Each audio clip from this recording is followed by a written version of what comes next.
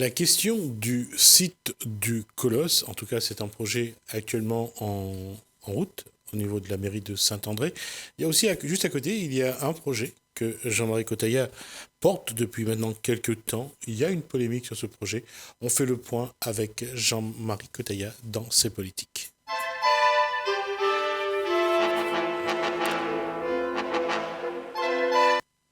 Bonsoir Jean-Marie Cotaya. Bonsoir, M. Ramoudou. Alors, je disais, c'est un projet, il y a le projet du Colosse que porte la mairie de Saint-André, et il y a aussi le projet que porte Jean-Marie Cotaya juste à côté. On va juste rappeler un petit peu, c'est quoi? Il faut savoir que depuis de nombreuses années, on a observé la vie quotidienne des gens à Saint-André et le train de vie qui consiste au boulot, de dos. Il n'y a pas de métro, il n'y a pas encore le métro, mais et après c'est pour ceux qui ne travaillent pas, qui sont dans la végétation, qui glanent un peu. Mais on s'est dit comment on peut faire en sorte d'occuper ces gens-là, qu'ils ont besoin, même pour ceux qui travaillent, c'est des gens de la classe moderne également, de la classe moyenne, et qui travaillent et qui, au bout des week-ends, ils ne savent pas où aller, quoi faire. Donc, qu'est-ce qu'on peut faire? Et on a eu l'idée avec mes enfants, mes deux fils, de pouvoir, pourquoi pas, un multiplex à Saint-André. Alors ça... Petit multiplex, qu'est-ce qu'il y a dedans comme animation? Voilà, j'en viens.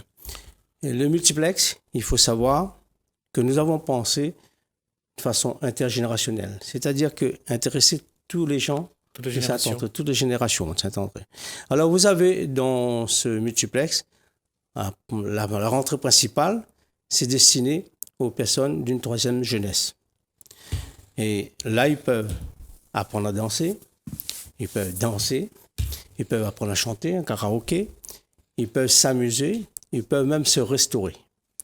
Donc, ils peuvent projeter aussi d'autres manifestations qui sont intéressantes, qui pourraient nous le dire et puis le mettre en place. Devant, il y a un parvis. Un parvis qui fait à peu près 200-300 mètres carrés. Donc, là aussi, nous avons pensé, on allait l'utiliser pour de la restauration. Dresser une sorte de chapiteau et que les gens peuvent se restaurer, s'échanger, ainsi de suite. Nous avons pensé ça pourquoi? Parce que dans un but de pouvoir... Les gens ne se parlent plus aujourd'hui. Ils sont cloîtrés, ils sont enfermés. Donc, il faut... Est-ce que c'est un lieu d'échange? Un lieu d'échange, d'amusement et un lieu aussi de divertissement pour eux aussi. Donc, c'est pour ça que ça a été conçu pour le bien commun. Alors, après, vous avez derrière, il y a 2 salles que nous avons scindées. Une salle que nous avons scindée et qui s'est destinée à une jeunesse. C'est-à-dire que des gens qui connaissent un peu la musique moderne, la techno, ainsi de suite, donc qui partent de 18 ans à 26 ans, 30 ans, qui peuvent s'occuper et puis venir aussi danser, peut-être même chanter, ainsi de suite, amuser donc cet espace-là. Après, vous avez l'autre salle secondaire qui était destinée à des personnes qui aiment la musique traditionnelle, le Sega, la musique française, ainsi de suite. Toutes ces générations devaient cohabiter, mais cela en toute sécurité. Il y avait possibilité pour eux de se divertir et d'échanger sans qu'il y ait moins de problèmes, quoi. Mais c'était pas fini. Nous avons pensé aussi, parce que nous avions avec un animateur de qualité, M. Dijishkam, qui est venu aussi se joindre à nous. Eh bien, là, nous avons pensé, pourquoi pas faire venir des artistes du monde entier. Ce n'est pas que des artistes locaux ou dans la zone, mais des artistes du monde entier. On rentre en contact avec ces artistes. Nous avons un pays africain qui est riche aussi en matière culturelle, que c'était très important aussi de pouvoir penser à ces personnes-là et penser aussi peut-être des chanteurs, des artistes américains aussi, de venir sur ce plateau pour pouvoir donc donner une grande dimension au Colosse. Mais non seulement cela, nous avons voulu faire cela, aussi il y avait la possibilité de faire des manifestations culturelles. si il y avait une association qui voulait s'approprier le terrain, l'espace, et il nous dit, voilà, tel jour, on veut faire venir tel artiste, faire des danses indiennes ou danses marocaines, et ainsi de suite. Donc, vous pouvez venir. Il y avait des manifestations aussi sportives. Parce que j'avais eu du contact avec des personnes qui ont des associations qui font, je sais pas moi, de sport de combat, des arts martiaux, même le morin, ainsi de suite. Donc, ils pouvaient se produire dans cet espace-là. Tout ça a été conçu pour que ces gens-là puissent s'approprier, puissent aussi profiter de la situation. Parce qu'aujourd'hui, c'est désert de Saint-André. Il n'y a rien. Et les gens sont obligés d'aller dans des villes plus lointaines pour se déplacer, et c'est pas toujours facile. Autant pour les personnes de troisième jeunesse, autant pour les jeunes aussi. Parfois, les jeunes arrivent à boire un peu aussi, hein. Mais c'est à proximité, donc ils peuvent se faire déplacer facilement, s'emmener facilement, et donc profiter pleinement de cela. Mais ce projet ne s'arrêtait pas là. D'accord ? Il y a eu quand même une conception dans la façon que nous l'avons fait, c'est-à-dire que ça a mené aussi des activités autour de ce projet-là. Par exemple, l'accès. Moi, je parle toujours de l'accès. Il y a un problème à Saint-André. Quand on fait une structure, une infrastructure, on n'imagine jamais l'accès. L'accès, c'est compliqué. C'est toujours dans l'entonnoir, c'est toujours dans un creux, c'est mal fait, l'aménagement est très mal fait. Donc, il faut concevoir l'entrée et dessiner des grandes routes, des routes touristiques. Des routes touristiques qui donnent une dimension touristique et que, par exemple, j'ai pensé à Chemin-Lagouag. Chemin-Lagouag, quand j'étais candidat en 2014, mon objectif de faire de cette route une ville touristique, bien éclairée, bien endiguée surtout, parce qu'il est mal endigué par chaque mauvais temps, des temps pluvieux, eh bien, il est inondé de toutes parts. L'eau rentre partout chez les gens. Donc, pour moi, c'était la route principale qui reliait la ville de Saint-André et au Colosse. Qu'est-ce qui a fait que le projet n'a pas abouti à ce jour ? Ben écoutez, moi je ne veux pas entrer dans cette polémique-là. Je sais, moi ce que je vous dis, moi si j'étais un responsable de collectivité, moi je vois un investisseur privé qui vient, qui apporte des bonnes idées, qui apporte son argent et qui veut faire quelque chose, et bien il me demande l'autorisation. S'il n'y a pas d'autorisation, s'il y a un blocage administratif ou urbanistique, je ne sais pas comment on peut le dire, ben, comment qu'on peut faire ? On peut aider cette personne. Comprends ? On peut lui dire, voilà, on le conseiller. On va faire comme ça, monsieur Côté. On va faire de toute façon qu'on rend possible ce projet. Parce que derrière ce projet, il y a quand même des activités, il y a l'emploi, on va embaucher des gens. Il y a des personnes qui viendront aussi, il y a une dimension économique également. Hein. Ça fait en sorte que ça devient comme un amortisseur social aussi pour la communauté. Comprends ? Donc il fallait profiter. Moi aujourd'hui, c'est quoi ? On m'a dit tout bêtement que non, vous ne ferez pas. J'ai vu le maire en place, j'ai vu son fils qui dit soi-disant que c'était prétendant à la mairie. Eh bien, ils m'ont opposé un veto, c'est-à-dire on ne fera pas. Et je me suis posé la question et je dis, est-ce que c'est une décision politique, comprends ? Mais au-delà de... J'ai cherché pourquoi ça a été interdit. Mais pour moi, c'était une décision politique. Le seul fait que j'étais candidat en 2014. Mais est-ce qu'on veut travailler pour l'intérêt commun ou puis on veut travailler pour ses intérêts personnels ? Comprends ? C'est là. Mais... Au niveau de la procédure, qu'est-ce qui bloque aujourd'hui le projet ? Il n'y a rien de bloquant. Il n'y a rien.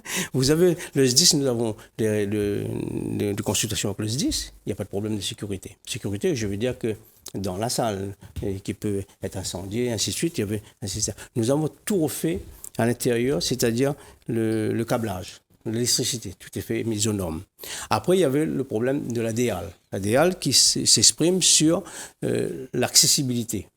Et le dossier qui était déposé à la DEAL, selon mes sources, il n'y avait rien de bloquant.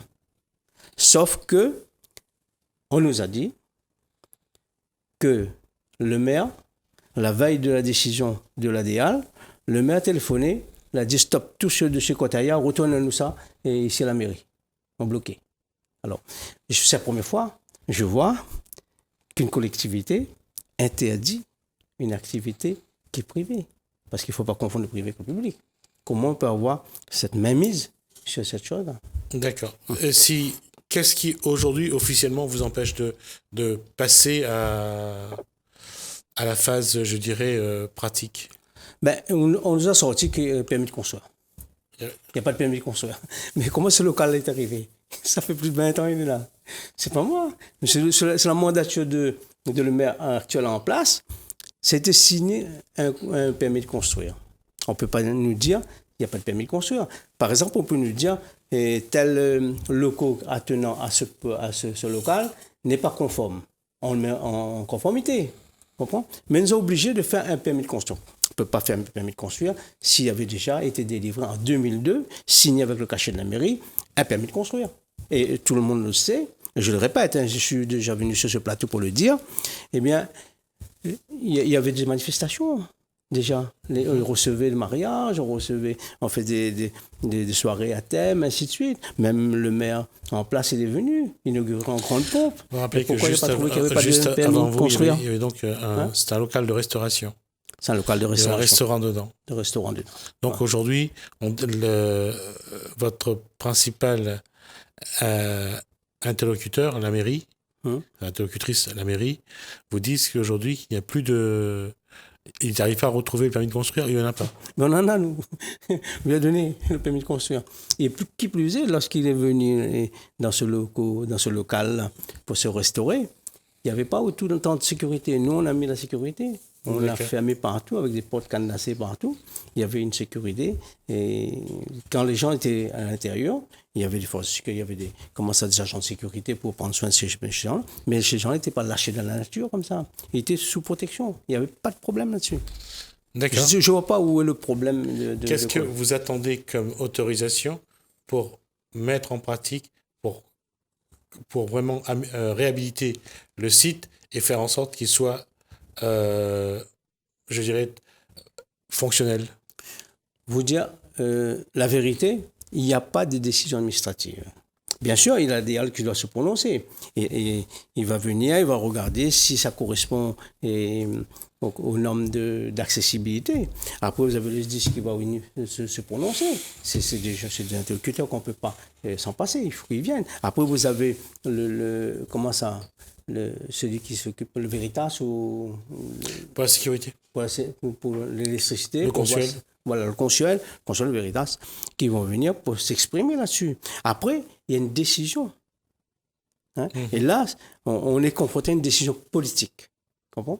Et là, c'est là que le bas blesse. Est-ce qu'aujourd'hui, Kotaya et ses fils ont trouvé un procédé pour contourner l'obstacle et pour pouvoir travailler? Aujourd'hui, nous n'arrivons pas à contourner l'obstacle parce que toutes les personnes que nous avons appelées, les avocats qu'on a payés, ainsi de suite, pour s'occuper de cette affaire, eh ben, à la longue, ils sont désistés. Je pense qu'ils étaient sous l'influence de certaines décisions politiques. Mais nous ne pouvons pas le contourner, mais nous allons travailler pour faire en sorte attendre qu'au moins une décision vienne pour qu'on nous dise, voilà, mais nous allons peut-être intenter une action en justice. Une action en justice, si ce n'est pas la Réunion, parce que la Réunion, c'est difficile. Nous allons en France ou bien un pays européen. Hein? D'accord. Donc, aller jusqu'à la Cour européenne de justice. Bien sûr, je serai obligé d'y aller. Parce qu'on ne peut pas bloquer un investisseur déjà. Et qui plus est, j'avais déjà investi mon argent avec mes fils. Hein. Nous avons mis de l'argent dedans, on a fait travailler les gens. Eh bien, aujourd'hui, à la veille de cette ouverture, on nous dit que vous ne pouvez pas le faire. Je peux vous poser... Oui. Vous évitez tout à l'heure de parler politique. Oui. Mais vous allez quand même vous êtes candidat déjà aux élections municipales 2020, c'est ça? Bien sûr. Écoutez, moi je ne voulais pas faire l'amalgame. Hein, oui, mais vous n'allez pas le faire, mais le contexte politique va vous y amener à le faire. Non. Je serai candidat. Ouais. Je ne serai pas candidat parce qu'on m'en a interdit ça. Hein? Ouais. Non, je serai candidat. Pourquoi je serai candidat? Parce que lorsque j'étais candidat en 2014, j'étais verrouillé de toutes parts, j'étais pris en filature. Il y a des gens qui sont venus pour me déstabiliser ma liste. Il y a d'autres personnes, d'autres candidats qui ont été en connivence avec le candidat central, je ne vais pas citer son nom, hein, eh bien, ils étaient là pour toujours me dénigrer, toujours me casser ma dynamique. Mais aujourd'hui, pourquoi je serai candidat? Parce que j'ai porté de nombreux projets sur Saint-André et je vois la mandature des Virapolais aujourd'hui et elle consistait à mettre en lumière, à mettre en œuvre tout ce que j'avais décidé. Je vais vous citer un exemple. L'accès sur la 4 voies et pas chemin Lagour. J'avais préconisé qu'il y avait un échangeur. Je vois qu'on a une bretelle de sortie. J'avais préconisé qu'il y avait un échangeur sur la rocade sud de Cressonnière. Je vois qu'ils ont commencé aussi. Mais ils ne sont pas faits, hein, parce qu'ils ont eu l'argent, acté tout ça, mais ça a été fait au minima, j'ai déjà dit. Hein. Bon, après, j'ai voulu faire de Saint-André une ville de lumière. C'était un vocable que j'ai utilisé. Aujourd'hui, je vois que c'est dans l'actualité, on va faire de Saint-André une ville de lumière. Là, je vois, ils sont sur le sujet. Au Colosse, pareil. Au Colosse de domaine public, hein, j'ai porté un projet d'une grande dimension. Je voulais faire de Colosse un centre touristique ultramoderne, avec de l'eau de mer qui rentre dans la ville. Et j'avais vu un investisseur pour ça. On est venu examiner ça. On mettait 200 millions sur la table. Et ce n'est pas le cas de la municipalité d'aujourd'hui. Donc, tout ça, il y a d'autres projets, il est dessus. Hein. Pourquoi? Je ne sais pas pourquoi. Mais aujourd'hui, ça m'amène à dire, je n'étais pas aussi imbécile que ça. J'étais capable de porter des projets pour une grande ville comme Saint-André. D'accord. Mais quelque part, vous ne craignez pas que certaines personnes, et votre équipe, y compris votre équipe, fassent de ce projet du Colosse un référendum auprès des Saint-Andréens? C'est-à-dire que les gens qui souhaitent qu'il y ait un lieu d'animation à Saint-André utilisent ça pour dire il faut changer, il faut privilégier ce projet-là plutôt qu'autre chose? Je ne sais pas, c'est à eux de décider. Mais en tout cas, ce que je peux vous dire, que je sois candidat ou pas candidat, nous travaillons sur le projet. Vous êtes candidat ou pas? Je suis candidat. D'accord. Je suis candidat. Mais si je suis élu ou pas élu, hein, ouais. Mais si je suis élu, ça ira plus vite. Parce que c'est moi qui ai la manette. C'est moi qui va signer. C'est moi qui vais autoriser. D'accord? Mais si je ne suis pas élu, mais on va continuer, on ne va pas démissionner comme ça. On va travailler parce qu'on estimait que c'est quelque chose qui manquait à Saint-André. D'accord. Vous êtes déjà sur le terrain à Saint-André? Oui, je suis déjà sur le terrain. Oui. D'accord. Oui. Et ça se passe comment? Ça passe très bien. Les gens sont sympathiques, me reçoivent, voilà. Mais je ne peux pas anticiper sur leur vote. Hein. J'ai un respect pour ces gens-là qui me disent bonjour, qui me dialoguent avec moi, mais là-dessus, je ne vais pas me prononcer. Hein. On aura l'occasion donc de recevoir le candidat une prochaine fois. Ah oui, je viendrai, avec plaisir. La question aujourd'hui, c'est que ce projet privé d'un site d'animation à Saint-André, c'est quelque chose qui vous tient à cœur et que vous ne voulez pas politiser? Bien sûr, parce que ça me tient à cœur, mais c'est quelque chose qui tient à cœur les Saint-Andréennes aussi. Parce que j'en ai rencontré beaucoup de gens, ils m'ont dit, Monsieur Coteya, ne vous laissez pas faire, c'est quelque chose, on a besoin ça.